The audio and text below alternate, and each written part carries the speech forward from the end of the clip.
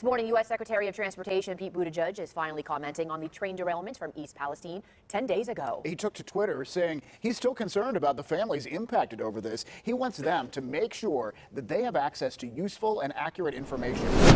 What is up, guys, and welcome back. We got another crazy episode for you guys. This one is unreal. I don't know if you guys have heard. I'm sure a lot of you have because it's kind of all over social media about the East Palestine train derailment. Now, the media is trying to downplay this a lot, but people are starting to realize what's going on, and it's pretty freaking bad. And I am honestly pretty much directly affected by this because I am only a little bit over an hour downriver of where the train derailed. Not far at all. I actually drive through there all the freaking time. My water supply is going to be directly affected. The fishing in my river is going to be directly affected. And my air quality is directly affected. And like a lot of people, I'm pretty pissed off, especially because the media is just trying to hide all this. Place for anyone within a mile radius of the crash site. These aren't storm clouds.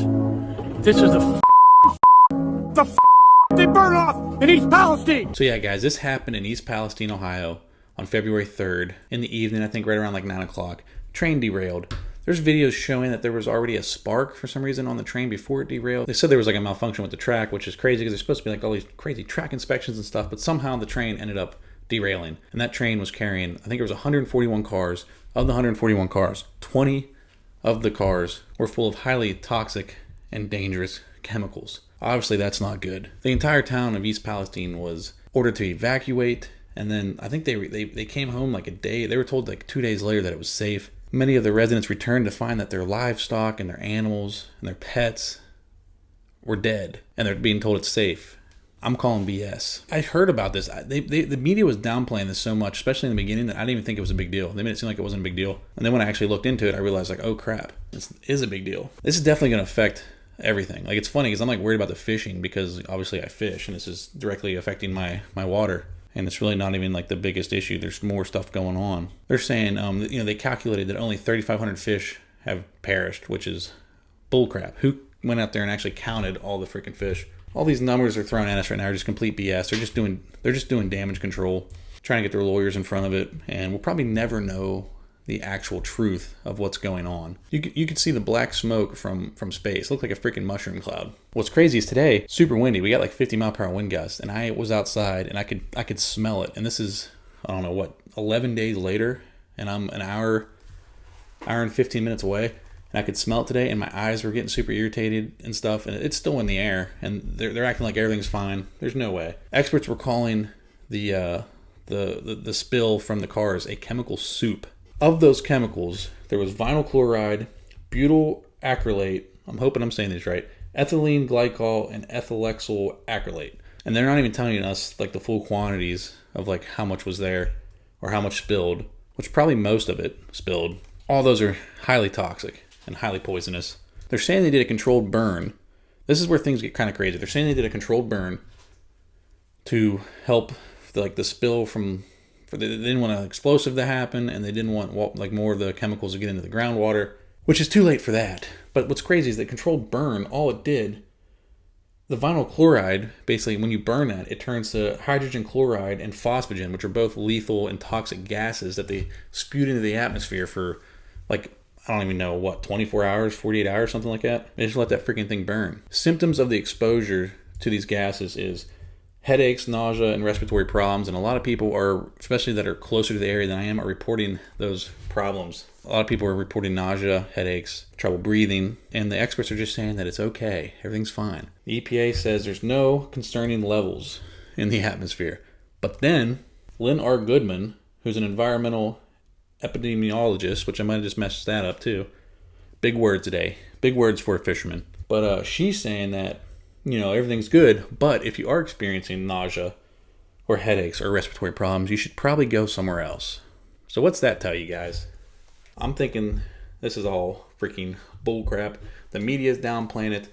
The EPA's downplaying it. And I'm going to tell you guys something. I used to be in the environmental industry. And just some of the small spills that I've seen happen on well pads and stuff that I was doing the compliance inspection for, and I had to actually document the spills.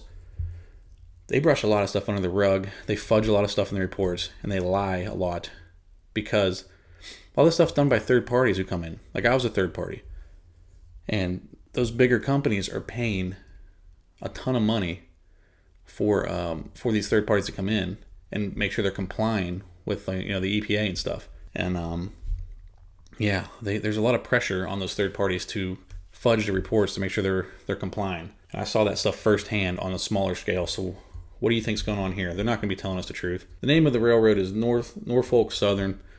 They're quote unquote being held responsible. Apparently they've already paid out $1 million in damages to the people of East Palestine.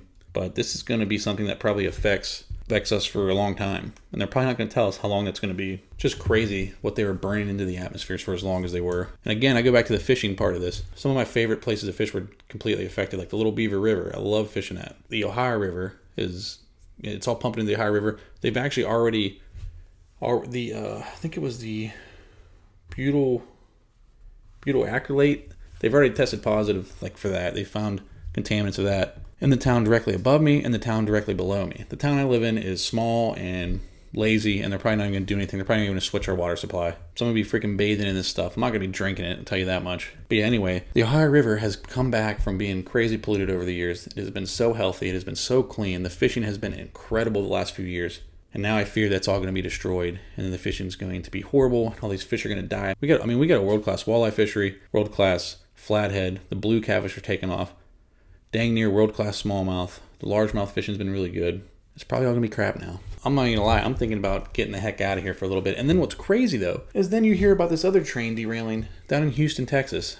10 days later? What the heck's going on? And then they've been trying to distract us all with all this UFO stuff since it's been going on. There's something bigger going on. They don't want us to know. And yeah, this is pretty crazy stuff, guys. I'm probably going to continue the report on this as long as you guys want to see it. I'm trying to inform everybody of what's really going on. Because it is pretty obvious that the media, the government, is just not telling us. And they'll never tell us. They'll say everything's fine, and then a couple months later, they'll tell us, okay, things were a little worse than we thought, but it's still not that bad. And that's probably what all we'll ever be told. They'll never tell us how bad it really is. And then 10, 15 years from now, when everybody's having health problems, it'll come back up. It's in the groundwater. It's in the rivers. It's in the air. I mean, there were literally pictures from planes where you could see the freaking black cloud. And it made these huge clouds overhead. Looked like thunderstorms, but it wasn't. There was some acid rain. Like I said, people's chickens and their dogs and their cats and their livestock were perishing. Tons of fish floating down. They're saying there's only 3,500 fish that died. There's videos and pictures of fish everywhere floating down the river dead. Yeah, guys, I don't know. Comment below. Let me know. Let me know if you even heard about this, because a lot of people I've talked to haven't even heard about this yet. It's finally starting to go mainstream, but they're still kind of suppressing how serious it really is. And like today, I'm outside and my eyes are burning and I can smell it. Feel a little short on breath.